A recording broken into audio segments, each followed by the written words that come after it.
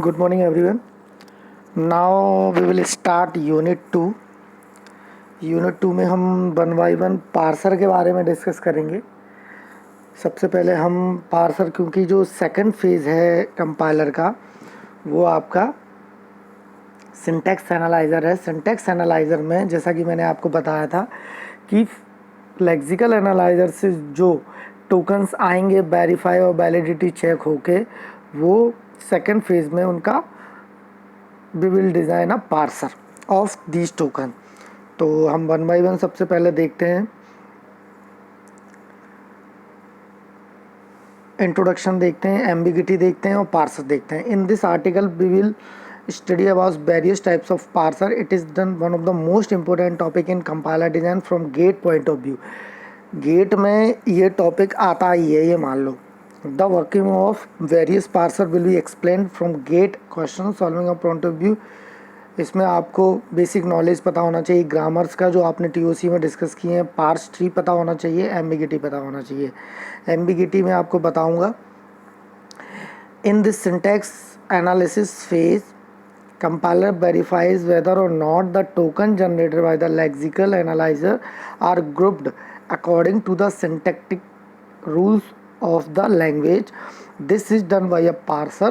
The parser obtains a string of token from the lexical analyzer and verifies that string can be grammar for the source language. It detects and report any syntax error and produce a parse tree from which intermediate code can be generated. That mean syntax analyser में क्या हो रहा है, जो मैंने बताया कि token आया लेक्सिकल एनालाइजर से, तो वो टोकन वेरीफाई होगा।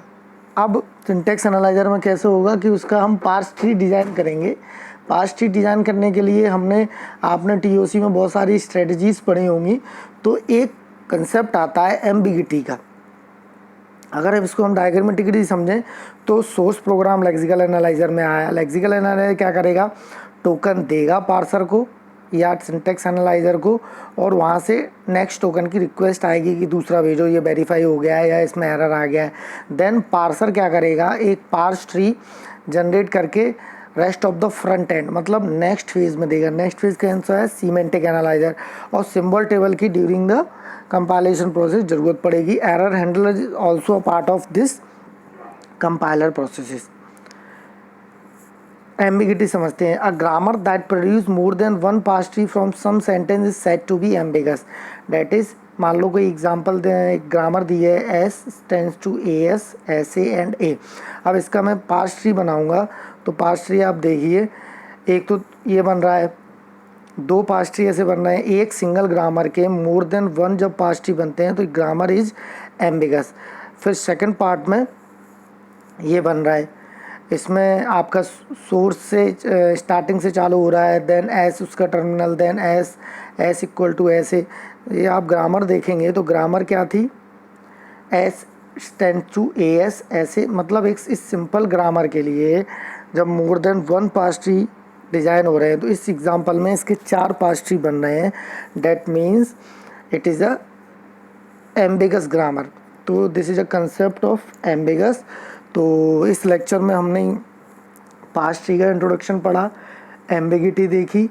चूँकि इस यूनिट में पूरा पार्सर का ही कंसेप्ट है, तो हम 1 बाई 1 सारे पार्सर डिस्कस करेंगे इस यूनिट में। तो आप लोग ये हैं कि आप लोग थोड़ा सा टीओसी आप लोगों ने पढ़ा होगा, तो टीओसी में ये कुछ कंसेप्ट आपको देखने ही पड़ेंगे, क्योंकि तभी आपसे बोला गया होगा कि आप टीओसी पढ़ेंगे तब आपको कंपाइलर समझ में आएगा। तो टीओसी के अगर कोई भी कंसेप्ट हैं वो आप क्लियर कर लें, क्योंकि कंपाइलर में आपको सीधा बताया जाएगा कि we are using a grammar and we are developing a parse tree. तो ये आपको कंसेप्ट पता होने चाहिए।